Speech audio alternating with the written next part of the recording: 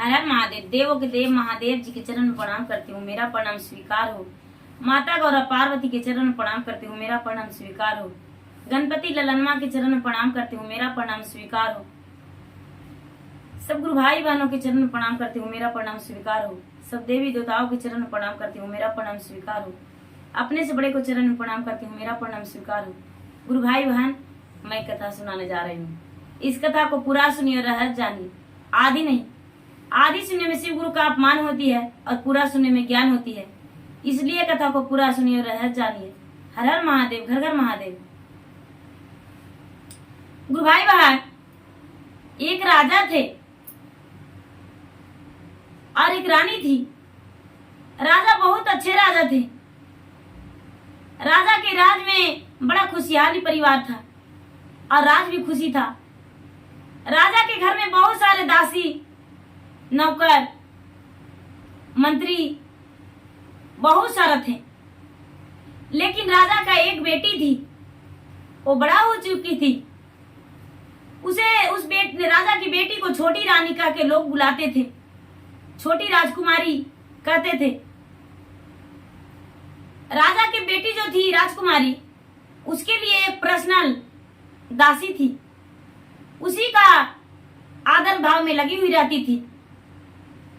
वो दासी बोली, रानी साहब, राजकुमारी जी, आपको कुछ पता है? बाहर में बड़े बड़े तालाब हैं, आप तो दरवाजा से भी बाहर नहीं होते हैं। बड़े बड़े तालाब हैं, तालाब में ठंडी ठंडी जल मिलता है, उससे स्नान करने में बहुत अच्छा लगता है। क्या आप मेरे साथ चल सकते हैं स्नान के लिए? कहने लगे वो लड़की, मेरे पिताजी यदि मुझे आज्ञा दे देंगे तो हम अवश्य जाएंगे घूमने के लिए। वो जो लड़की थी, लड़की अपने पिता से बोली, माता से बोली, माता जी, मैं तालाब में स्नान करने जाऊंगा दासी के साथ। माता बोली, अपने पिता से आज्ञा ले लो। दासी ने राजा से जाकर बोले, राजा साहब, हम और छोटी राजकुमारी तालाब में स्नान करने के लिए क्या जा सकते हैं? राजा बोले, कोई बात नहीं, जाकर जल्दी से आ जाना। जो दासी थी, दासी ने अपना कपड़ा ले ली और राजकुमारी का भी ले ली और चली गई। जाके तालाब में स्नान की। स्नान करके और क्या की कि जो राजकुमारी थी, राजकुमारी का कपड़ा दासी पहन लिया और 16 श्रृंगार कर लिया राजकुमारी की तरह। और राजकुमारी के अपना कपड़ा छोड़ दी पहनने को लिए। राजकुमारी जब तालाब से निकली तो अपना कपड़ा पहने हुए दासी को देखकर आग बबूला हो गई, गुस्सा हो गई। कहने लगी, अरे ये क्या, तूने तो मेरा कपड़ा पहन रखी हो, मेरा श्रृंगार कर ली हो, भला हम ये दासी का कपड़ा पहनेंगे?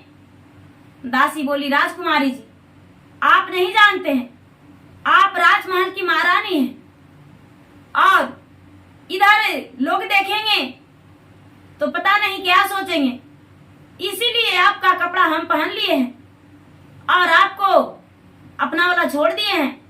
चुपचाप आप ये पहन लीजिए और पहन कर चलिए। जो राजकुमारी थी और दासी का कपड़ा पहन ली। अपना कपड़ा जो गीला था वो खोल दी और वहां से दोनों चलने लगी तो एक कुआं था। कुआं के पास राजकुमारी से बोली दासी, राजकुमारी जी, जानते हैं इस कुएं में कोई कमाल है जो कि इसका राज कोई नहीं जाना है।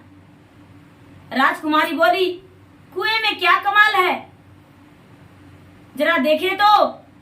राजकुमारी ने कुएं में झुककर देखने लगी। दासी भी देख रही थी। राजकुमारी का पीछे से पांव उठा दिया। दासी बेचारी राजकुमारी कुएं में गिर पड़ी, कुएं में गिर गई। अब दासी जो थी, दासी तो राजकुमारी का कपड़ा पहनी हुई थी। दासी जो थी राजकुमारी का कपड़ा पहनी हुई थी और वहां से चलने लगी अकेले अकेले चलने लगी। कुएं में राजकुमारी चिल्लाने लगी, लेकिन उसका आवाज सुनने को लिए कोई तैयार नहीं। एक राजकुमार उसी रास्ते से जा रहा था जो कि वो राजकुमारी से बहुत प्यार करता था। उसका कपड़ा में दासी को देखकर सोचा कि वही राजकुमारी है। वो राजा बोला, अरे प्रिय, तू इधर क्यों? बोलने लगी वो दासी, हाँ हम स्नान करने आए थे। 16 श्रृंगार में सजी हुई थी, 32 गवरा आभूषण पहनी हुई थी, सुंदर साड़ियां पहनी हुई थी, देखने में रानी की तरह सज सवर के लग रही थी, राजकुमारी की तरह। ये बोला, जो राजकुमार था वो बोला, इधर कहाँ जा रही थी? ये दासी बोली, स्नान करने आए थे। अकेले? तो हाँ। ये जो राजकुमार था वो बोला, ठीक है घर चली जा। ये जो दासी है वो कहती है, हे प्रिय, हम आज ही आपसे विवाह करना चाहते हैं, आप मुझसे विवाह कर लें। राजकुमार बोला, ऐसा बात तो आपने कभी नहीं बोला, आज तू अचानक कर रही हो, मुझसे विवाह कर लो। ऐसा नहीं हो सकता है, हम आज विवाह नहीं कर सकते हैं। विवाह करने से राजकुमार मजबूर कर दिया उस लड़का को। गुस्से में आकर अपना कानी उंगली चीर के राजकुमार ने दासी को मांग भर दिया। विवाह हो गया। जब विवाह हो गया तो राजकुमारी बन के राजा के घर चली गई। राजा के घर चली गई। अब यहाँ जो था, ये लड़की भगवान के भक्त थी, भगवान के पूजा पाठ करती थी। अब कुएं में से कह रही है कि हे भगवान, दासी ने तो मुझे धक्के देकर टेल दिया, लेकिन अब आप ही मुझे बचा सकते हैं। अब मैं क्या करूं? भगवान भोलेनाथ स्वयं वहां पे एक मुसाफिर के रूप में कुएं के पास खड़े होकर एक रस्सी उसे दे दिए और बोले, पुत्री इसे तू पकड़ लो और इसी का सहारे से निकल जाओ। जो राजकुमारी थी रस्सी धर ली, भोलेनाथ ने रस्सी खींच लिए, वो लड़की निकल गई। भोलेनाथ ने बताए कि तू कैसे कुआं में गिर गई थी, पूछे तो लड़की बोलती है, बाबा मैं क्या कहूं, मुझे दासी ने बहला फुसला के लाई और कुएं में टेल दी और वो घर तो वापस चली गई है। मुझे पता भी नहीं वो मेरे माता पिता क्या सोच रहे होंगे, मेरा वस्त्र पहन कर गई है। जब बहुत देर हो चुका था तो राजा साहब ढूंढने आए, उसके जो पिता थे ढूंढने आए कि मेरा बेटी कहाँ गई होगी। जब ढूंढने आए तो देख रहे हैं कि किसी एक मुसाफिर से बात कर रही है। राजा ने देखकर बोले, बेटी इतना देर क्यों लगा दी, कहाँ थी? दासी का बात छुपाते हुए ये लड़की कहती है, पिताजी मुझे कुछ पूजा पाठ करने में समय लग गया, दासी तो घर गई है ना? राजा बोले, नहीं, दासी भी घर नहीं गई है। राजा साहब के साथ राजा की बेटी चली गई। जब बेटी गई तो पूरा महल में तहलका मच गया कि पता नहीं दासी कहाँ गई। दासी का तो कोई पता ही नहीं है। लोगों ने इस पे उंगलियां उठाने लगे कि राजा की बेटी ने दासी को मार डाली, दासी नहीं है। बहुत सारे मुसीबतों आया और उसी को सहारे, उसी को बहाने लगाकर राजकुमारी को कारागार में जाना पड़ा। कारागार में चली गई।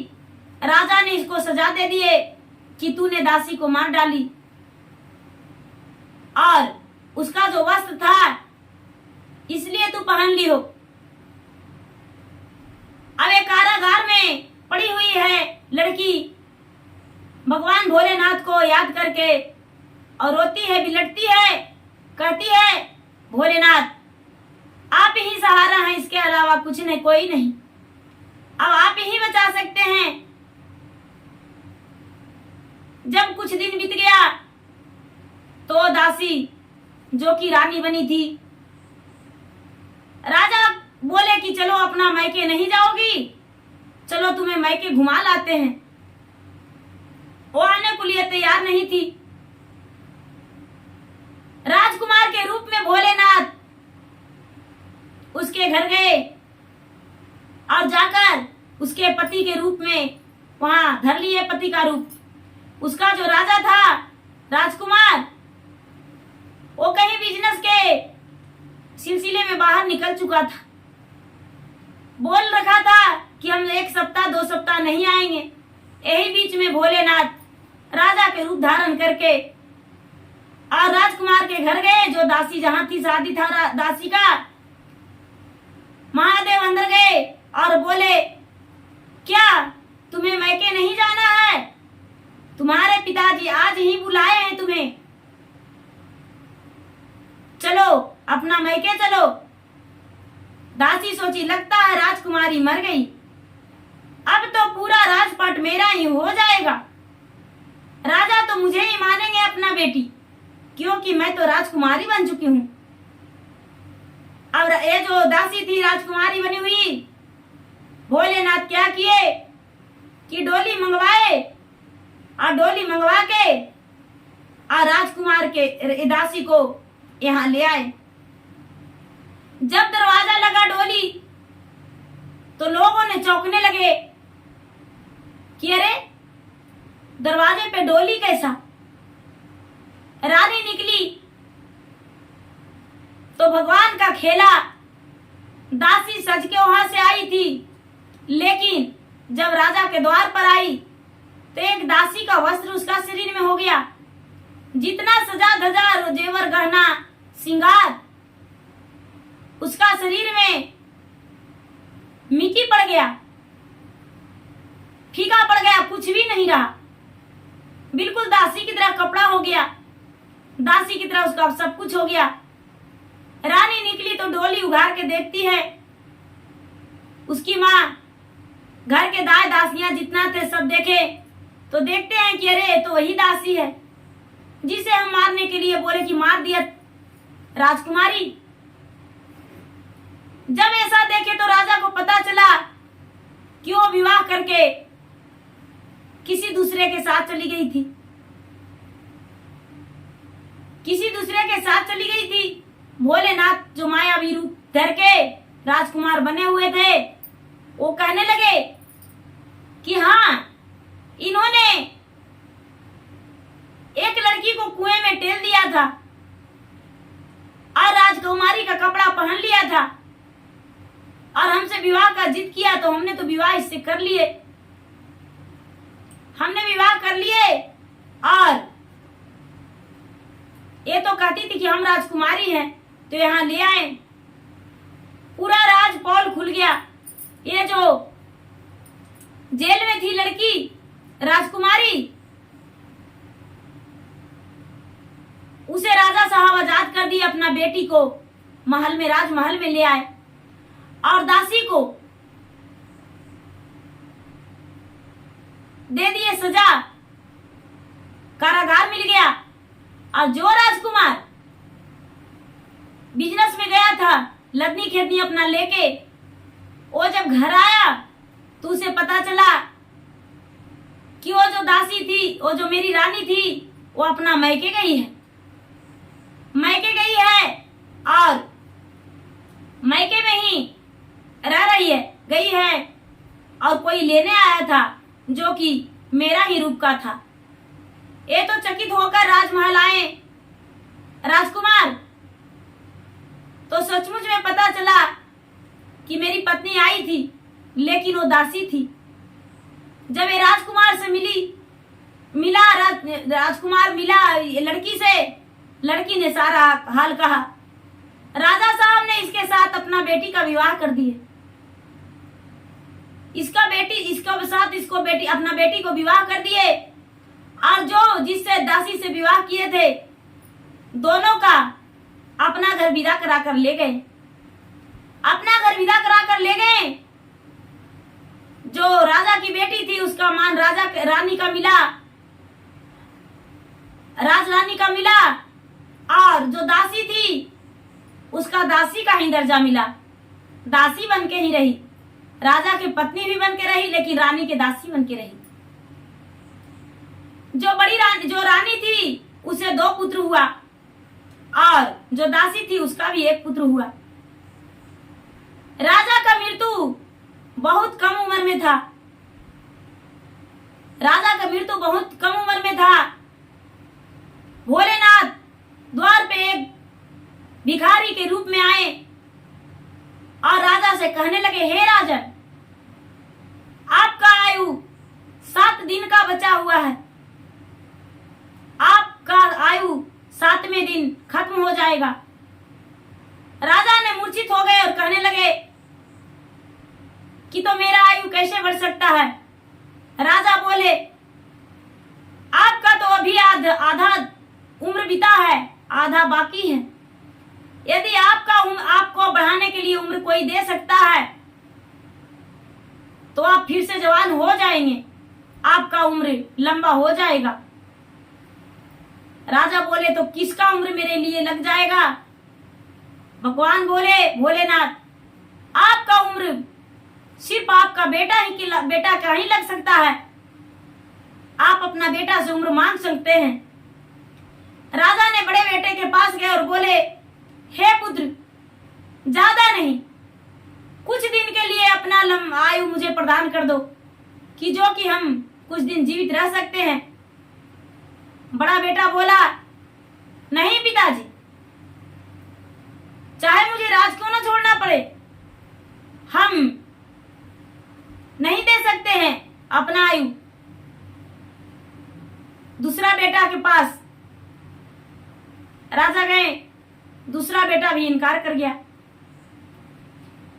जो छोटा बेटा था, छोटा बेटा के पास गए।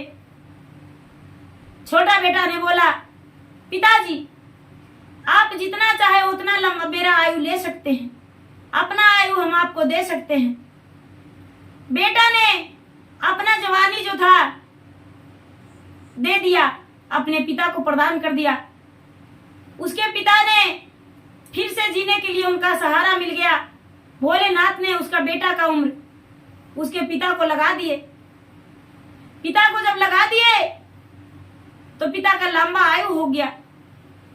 लंबा आयु हो गया, रहते रहते अब उनका बुढ़ापा बीत ही नहीं रहा था।